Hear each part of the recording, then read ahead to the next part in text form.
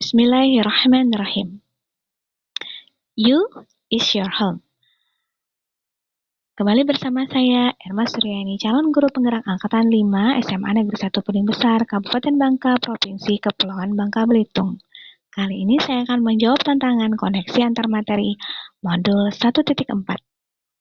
Kamu akan baik-baik saja karena kamu adalah rumah bagimu, merupakan penggalan lirik sebuah lagu, mengawali refleksi perjalanan saya sebagai calon guru penggerak saat ini. Masih panjang perjalanan ini karena kami baru saja berakhir di modul 1. Ada 4 topik yang dipelajari di modul 1 berkaitan tentang refleksi filosofi Pendidikan Nasional Ki Hajar Dewantara, kemudian dilanjutkan dengan modul 1.2 tentang nilai dan peran, dilanjutkan dengan modul 1.3 visi guru penggerak, dan berakhir di budaya positif. Filosofi Ki Hajar Dewantara merupakan penyadaran diri tentang apa itu pendidikan. Pendidikan yang berpihak kepada murid, pendidikan yang menuntun murid sesuai dengan kodratnya, kodrat alam, dan kodrat zaman. Prinsip apa yang harus dimiliki guru agar terlahir murid yang mampu melukis kanvas diri mereka masing-masing, memperjelas sisi positif dan menyamarkan sisi negatif. 3 prinsip Among, Ingarso Tulodo, Ingmadio Mangunkarso, dan Tuturi Handayani merupakan pola pikir dari guru untuk bisa melangkah, bergerak, menjadi Among sang guru hebat yang menuntun murid seutuhnya. Guru penggerak tak cukup hanya tergerak, tapi juga ia harus mampu menggerakkan. Among hendaknya memiliki 5 nilai dalam dirinya. Nilai guru penggerak diibaratkan seperti roda. Pusat roda itu sendiri adalah nilai berpihak pada murid. Dikelilingi dengan nilai mandiri, reflektif, kolaboratif, dan inovatif yang kemudian menjadikan karakter, menumbuhkan kompetensi agar tak hanya tergerak tapi juga menggerakkan. Among bagi sekolah berperan utama sebagai pemimpin perubahan, pemimpin pembelajaran yang kemudian menjadi coach bagi guru yang lain, pendamping kolaborasi yang mewujudkan kepemimpinan murid, menggerakkan komunitas praktisi, membuat perubahan terwujudnya well-being dalam ekosistem pendidikan di sekolah. Seperti apa ekosistem di sekolah menjadi impian bersama haruslah dimulai dengan rencana manajemen yang matang. Inquiry apresiatif, manajemen perubahan yang menumbuhkan murid sebagai bagian terbesar dari ekosistem sekolah. Filosofi landasan berpikir yang berfokus pada upaya kolaboratif menemukan hal positif dalam diri seseorang. Roland Barthes dalam Improving School from Within tahun 1990 menyatakan bahwa perubahan di sekolah dapat diinisiasi oleh pihak luar, tetapi perubahan yang paling penting dan berkesinambungan datang dari dalam. Pendekatan manajemen Bagja menjadi bentuk yang mengantarkan agar manajemen perubahan menjadi fokus dan terarah. Visi yang dibuat lebih sederhana. Dari Among bagi murid yang hebat menjadi pengembangan pembelajaran yang mewujudkan keterampilan hidup berkesadaran akan diri. Bagaimana murid mampu berperilaku karena mereka menghargai diri mereka? Bagaimana sebuah perubahan terjadi tidak bersifat sementara? Langkah seperti apa selanjutnya yang harus diambil oleh seorang guru penggerak? Sebuah materi yang dalam dan luar biasa dipelajari di modul 1.4. Seperti lampu dalam cahaya yang semakin terang karena menjawab pertanyaan saya dan juga teman-teman yang sepertinya kami mengalami krisis bagaimana banyak siswa mengalami lost learning. Pertanyaan yang sering terlontar, mengapa murid selalu mengulangi kesalahan? Padahal kami sudah melakukan penanganan. Belum lama ini juga saya mengalami kejadian di mana bertemu dengan murid yang dulu di sekolah terkenal baik, pernah melakukan kesalahan, tapi dia sudah memperbaikinya. Tapi ternyata mengulangi kesalahan yang sama bahkan tidak ada penghargaan terhadap diri. Pertanyaan yang muncul di benak saya, kenapa ini bisa terjadi? Adakah yang salah dengan apa yang sudah dilakukan selama ini? Kenapa siswa itu bisa mengulangi kembali? Saya menyadari secara perlahan, namun penuh dengan penekanan. Ternyata di modul 1.4, disiplin positif ini bukanlah sesuatu yang mudah, tapi adalah sebuah tantangan yang nyata. Disiplin positif, budaya positif dibuka dengan sebuah permainan, cobalah buka. Permainan ini sebenarnya sudah pernah dilihat. Ini menyadarkan tentang orang yang bertanggung jawab atas dirinya sendiri. Yang terpenting dari permainan ini adalah bagaimana kita bisa menyadari yang mampu mengontrol diri kita adalah diri kita sendiri. Kita tidak bisa mengontrol orang lain. Permainan ini menjadi awal cerita yang saya lakukan ketika berbagi praktik baik tentang disiplin positif, baik itu kepada siswa maupun kepada guru. Karena hal ini seperti membuka keran air. Jadi, ketika permainan ini disampaikan, maka hal-hal yang berkaitan tentang disiplin positif pun akan mengalir begitu saja. Ada catatan yang perlu saya refleksikan, bagaimana pertanyaan-pertanyaan pemantik yang saya utarakan berkaitan dengan hal tersebut harus tepat dengan kondisi sesuai dengan kodrat, agar saya bisa lebih menggali seperti apa mengontrol diri dan tidak berilusi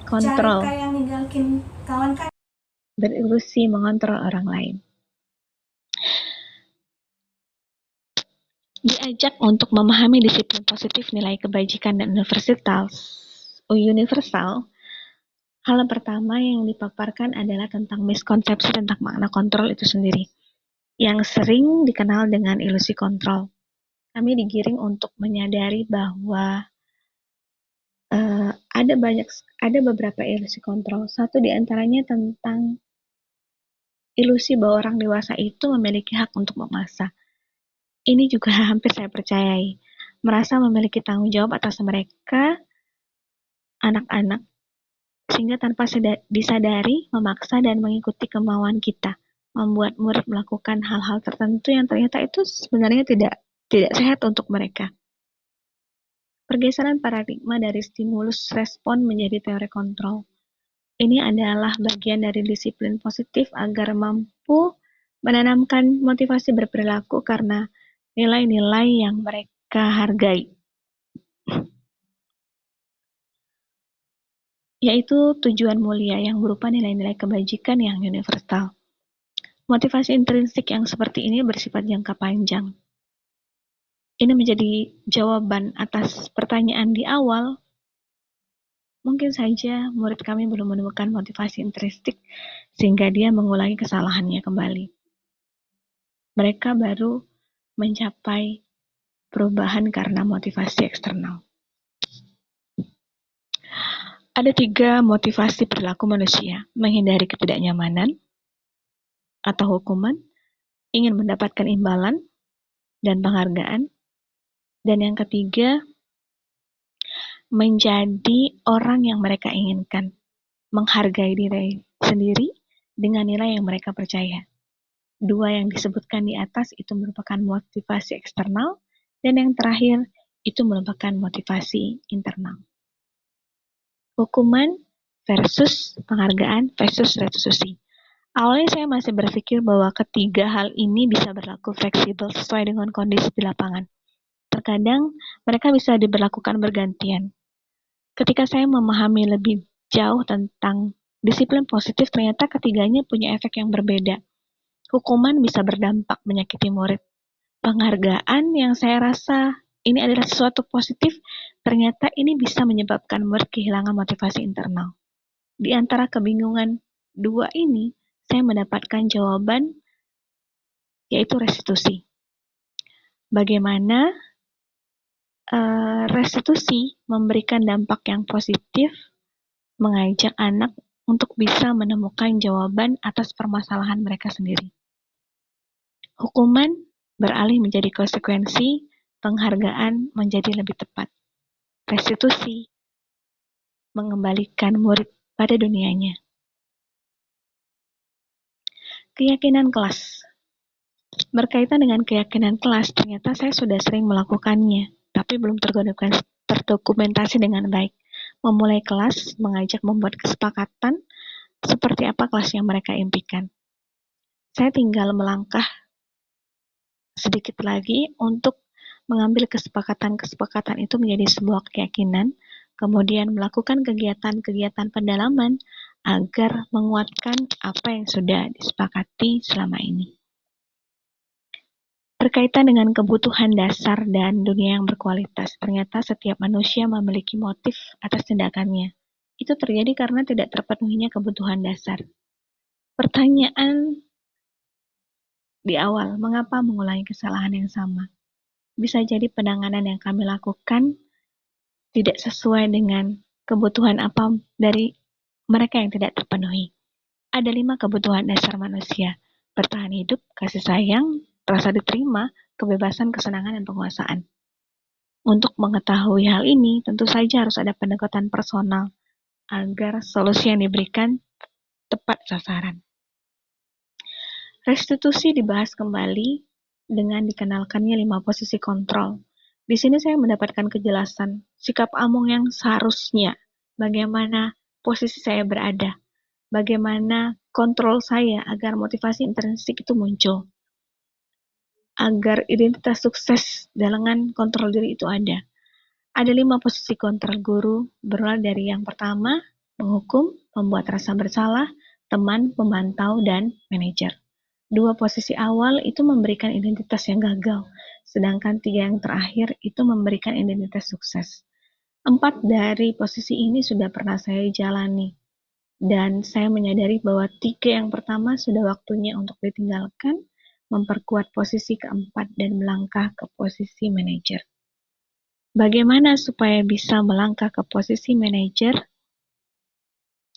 Ada segitiga restitusi yang harus dipahami. Jawaban bagaimana guru bisa menstabilkan identitas, kemudian memvalidasi tindakan yang salah, dan menanyakan keyakinan. Ini adalah langkah untuk membuat anak berada pada identitas sukses. Ada tantangan tapi yang harus digali.